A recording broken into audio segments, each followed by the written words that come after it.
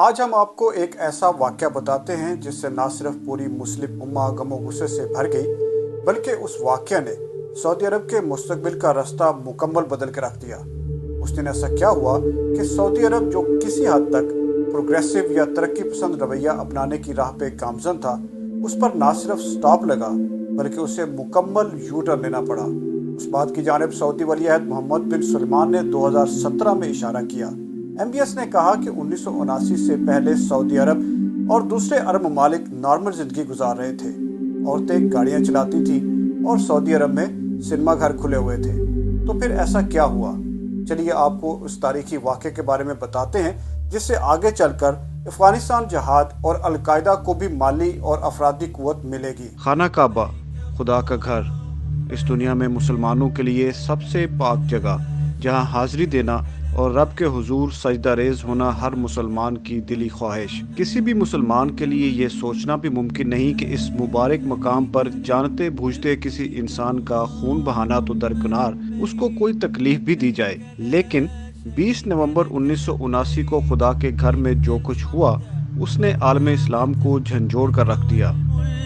لا شریک لبیک اللہم لبیک۔ اس دن کا آغاز بھی معمول کے مطابق ہوا۔ دنیا بھر سے آئے مسلمان نماز ادا کرنے مسجد الحرام میں جمع ہوئے، لیکن ان میں 200 افراد ایسے بھی شامل تھے جو اپنے 40 سالہ مذہبی رہنما کی قیادت میں خانہ کعبہ پر قبضہ کرنے کی غرض سے آئے تھے۔ یہ 40 سالہ مذہبی رہنما جوہمان العتیبی تھا۔ اس وقت خانہ کعبہ کے صحن میں کچھ تابوت بھی رکھے ہوئے تھے جو بظاہر ایسے دکھائی دیے جیسے نماز جنازہ کے لیے یہاں لائے گئے ہوں، اور جیسے ہی امام کعبہ نے نماز ختم کرائی، جوہمان کے پیروکاروں نے امام کعبہ کو ایک جانب دھکا دے کر مائک اپنے قبضے میں لے لیا۔ اب یہاں سے ان واقعات کا آغاز ہوتا ہے جو نہ صرف اسلامی دنیا کو بڑی دیر تک اپنی گرفت میں رکھیں گے بلکہ سعودی عرب سمیت بہت کچھ تبدیل ہو جائے گا۔ مائک قبضے میں لینے کے بعد صحن میں رکھے تابوت کھولے گئے تو ان میں کوئی لاش موجود نہیں تھی، بلکہ وہ تابوت جدید اسلحے سے بھرے تھے جس کو جوہمان کے پیروکاروں میں تقسیم کر دیا گیا۔ اسی دوران ایک پیروکار نے پہلے سے لکھی تحریر پڑھنا شروع کی۔ اس نے کہا، مسلمان ساتھیوں، ہم آج امام مہدی کے ظہور کا اعلان کرتے ہیں جو زمین پر ظلم اور ناانصافی ختم کرنے اور عدل کا نظام قائم کرنے کے لیے آ چکے ہیں، کیونکہ اس وقت پوری دنیا ظلم اور ناانصافی سے بھری پڑی ہے۔ عینی شاہدین کے مطابق یہ اعلان ان کے لیے ایک جھٹکے سے کم نہیں تھا، کیونکہ یہ ایک ناقابل یقین اور غیر معمولی بات تھی۔ گو چند احادیث مبارکہ میں امام مہدی کے ظہور، ان کی صفات اور خدا کی عطا کردہ قدرت کے بارے میں بتایا گیا ہے، لیکن امام مہدی کے ظہور کا اعلان اور وہ صورتحال وہاں موجود مسلمانوں کے لیے ناقابل یقین تھی۔ مائک پر ایک شخص خالد الیمی بیان کر رہا تھا کہ کئی برگزیدہ لوگوں نے امام مہدی کے آنے سے متعلق تصدیق کی ہے اور سینکڑوں مسلمانوں نے انہیں اپنے خواب میں دیکھا کہ وہ خانہ کعبہ کے صحن میں کھڑے ہیں۔ یہ امام مہدی کون تھا؟ اس کے بارے میں جاننے سے پہلے جوہمان العتیبی کے بارے میں کچھ جان لیتے ہیں۔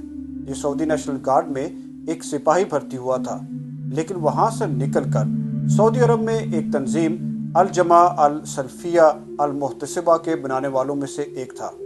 اس تنظیم کو JSM بھی کہا جاتا ہے، جو سعودی عرب کے معاشرتی اور مذہبی اقدار کو اسلام کے برخلاف تصور کرتی تھی، جس کے لیے اس تنظیم کی بنیاد رکھی گئی۔ سعودی عرب میں تیل کی دریافت نے زندگی کو بہت حد تک متاثر کیا۔ بے انتہا دولت نے رہن سہن، محلات، عمارتیں، ملبوسات اور معاشرتی اقدار پر اپنا اثر قائم کیا، تو وہیں ایک طبقہ ان تمام معاملات کو دین کے خلاف سمجھتا تھا۔ JSM اس تمام صورتحال میں حکومت اور شاہی خاندان کو قصوروار سمجھتی تھی۔ جوہمان نے اپنے پیروکاروں کے سامنے یہ اعتراف کیا کہ اس کا ماضی ٹھیک نہیں تھا۔ اس نے ڈرگ سمگلنگ جیسے کام بھی کیے، لیکن پھر خدا نے اس کا ہاتھ تھاما اور اب وہ مکمل اسلام کی جانب لوٹ چکا ہے۔ اس کے پیروکاروں کے مطابق اس کی شخصیت بہت پرکشش تھی جو لوگوں کو اس کا دیوانہ بنا دیتی۔ جوہمان کی بڑھتی مقبولیت پر سعودی حکومت نے کریک ڈاؤن شروع کیا، لیکن وہ پکڑا نہ گیا بلکہ چھپ کر سعودی حکومت کے خلاف پیمفلٹس لکھ کر تقسیم کرنے شروع کر دیے۔ اس نے لوگوں کو حقیقی اسلام کی جانب آنے اور معاشرے کو دین کے مطابق ڈھالنے کی دعوت دینی شروع کی۔ اسی دوران اس کی ملاقات محمد بن عبداللہ القحطانی سے ہوئی، القحطانی ایک نفیس شاعر اور اسکالر کے طور پر شہرت کا حامل تھا۔ احادیث مبارکہ کے مطابق امام مہدی کا پہلا نام اور والد کا نام حضور پاک صلی اللہ علیہ وسلم کے اور ان کے والد کے نام سے مماثلت رکھتا ہوگا۔ اس کا ماتھا چوڑا اور ناک تیکھی ہوگی، تو جوہیمان کو یہ ساری مماثلت محمد بن عبداللہ القحطانی میں دکھائی دی۔ پہلے تو القحطانی نے یہ سب ماننے سے انکار کر دیا، لیکن پھر جوہیمان کے اصرار پر یہ قبول کر لیا کہ وہی امام مہدی ہے۔ جوہیمان نے خود کو امام مہدی کے خاندان کا حصہ بنانے کے لیے القحطانی کی بہن سے دوسری شادی کر لی۔ حیران کن طور پر خانہ کعبہ پر حملے سے کچھ عرصہ قبل یہ افواہیں ملک کے مختلف حصوں میں پھیل گئیں کہ سینکڑوں لوگوں نے اپنے خواب میں امام مہدی کو دیکھا ہے کہ وہ خانہ کعبہ کے صحن میں اسلام کا جھنڈا بلند کیے کھڑے ہیں۔ اب واپس آتے ہیں 20 نومبر 1979 کے اس دن پہ جہاں خانہ کعبہ اور مسجد الحرام پر قبضہ کیا جا چکا تھا۔ جوہیمان نے سب سے پہلے محمد بن عبداللہ القحطانی کے ہاتھ پہ بیعت کی، جس کے بعد تمام پیروکاروں نے بھی اعلان کردہ امام مہدی کے ہاتھ پہ بیعت کر لی۔ اس دن خانہ کعبہ میں آنے والوں میں زیادہ تر غیر عربی تھے، اس لیے امام مہدی کے ظہور کے اعلان سے متعلق تمام باتیں جو عربی زبان میں تھی ان کے لیے سمجھنا کچھ مشکل تھا۔ اس تمام کارروائی کے بعد جوہیمان کے لوگوں نے مسجد الحرام کے تمام میناروں پر اپنی چوکیاں قائم کر لی۔ خانہ کعبہ کے اندر کے حالات اور سنگینی کے بارے میں سعودی حکومت بالکل بے خبر تھی۔ ولی عہد فہد بن عبدالعزیز السعود تیونس میں عرب لیگ کے اجلاس میں شریک تھے۔ نیشنل گارڈ کے سربراہ شہزادہ عبداللہ شاہی خاندان کی سیکورٹی کے لیے مراکش میں تھے، تو ایسے میں ملک کے اندر موجود بادشاہ خالد اور وزیر دفاع شہزادہ سلطان نے اس معاملے کو سنبھالنے کی کوشش کی۔ پہلے تو پولیس پوری صورتحال کو سمجھ ہی نہ سکی، تو حالات کا جائزہ لینے کے لیے کچھ گاڑیاں اور اہلکار بھیجے گئے، لیکن جیسے ہی وہ مسجد الحرام کے قریب اور میناروں پہ نشانہ باندھے دہشت گردوں کی رینج میں آئے، انہوں نے فائر کھول دیے، جس سے پولیس کو بھاری جانی نقصان ہوا۔ خانہ کعبہ میں کسی بھی طرح کا خون بہانے پر قرآن پاک سختی سے منع کرتا ہے۔ وہاں پہ مسلح افراد اور پھر خون خرابے نے عبادت گزاروں میں بھگدڑ مچا دی۔ ان میں سے بہت سے افراد ابھی کھلے رہ جانے والے دروازوں سے بھاگ نکلے۔ زندہ نکل آنے والوں سے ملنے والی بنیادی معلومات کے مطابق حکام کو حالات کی سنگینی کا احساس ہوا، لیکن ایک بار پھر جلد بازی کی گئی۔ اب کی بار نیشنل گارڈ کے چند یونٹس خانہ کعبہ پر ہوئے قبضہ چھڑوانے کے لیے بھیجے گئے، لیکن اس بار بھی میناروں پہ موجود سنائپرز نے نیشنل گارڈز کو چن چن کے نشانہ بنایا۔ پہلے پولیس اور اب نیشنل گارڈز کو ہونے والے بھاری جانی نقصان کے بعد سعودی حکام کو معاملے کی سنگینی، دہشت گردوں کی قوت اور ایک بڑے چیلنج کا کچھ اندازہ ہوا۔ اس کے بعد اسپیشل فورسز، پیرا ٹروپرز اور فوجی دستوں کو فوری بلا لیا گیا۔ کچھ ہی دیر میں فضا میں ہیلی کاپٹر اور جنگی جہاز نچلی پروازیں کرتے دکھائی دیے۔ زمین پر اسپیشل فورسز اور دیگر فوجی دستے بھی اپنی پوزیشن سنبھال چکے تھے۔ انہوں نے خانہ کعبہ کے ارد گرد تمام عمارتوں کو خالی کرایا اور پورے علاقے کو گھیرے میں لے کر پوزیشنیں سنبھال لی۔ پہلے روز مزید کسی کارروائی اور جانی نقصان کے گزر گیا، لیکن دوسرا روز کافی مشکل ہونے والا تھا۔ دوسرے روز دوپہر کے وقت دونوں جانب سے بھاری اسلحہ کے ساتھ فائرنگ کا آغاز ہوا۔ فائرنگ اتنی سخت تھی کہ پورا شہر خوف پہ مبتلا ہو گیا۔ مسجد الحرام کے اندر جوہیمان اپنے پیروکاروں کو سیکیورٹی کے حوالے سے بہترین پوزیشن پہ بٹھا چکا تھا۔ بطور سابق نیشنل گارڈ کے سپاہی اس کی تربیت اس کے کام آ رہی تھی۔ مسجد الحرام 2 منزلوں پر مشتمل ایک وسیع عمارت ہے، جس میں سینکڑوں میٹر لمبی گیلریاں اور کوریڈور ہیں جو خانہ کعبہ کے صحن کے ارد گرد ہیں۔ 20 نومبر کے بعد اگلے 2 روز تک سعودی اسپیشل فورسز نے مسجد میں داخل ہونے کے لیے سامنے سے حملے کیے۔ فوجی دستوں کے مقابلے کم تعداد میں موجود دہشت گردوں نے ایک کے بعد ایک ہونے والے حملوں کو پسپا کیا اور سیکیورٹی فورسز کو سخت جانی اور مالی نقصان پہنچایا۔ مسجد الحرام میں داخل ہونے کی کوشش کرنے والی سیکیورٹی فورسز کو پسپا کرنے کے لیے دہشت گرد قالینوں اور ٹائروں کو آگ لگا کر داخلی راستے پر رکھتے تاکہ راستے ان سے اٹھنے والے دھوئیں سے بھر جائیں، جس کی آڑ میں وہ سیکیورٹی فورسز کو نشانہ بناتے۔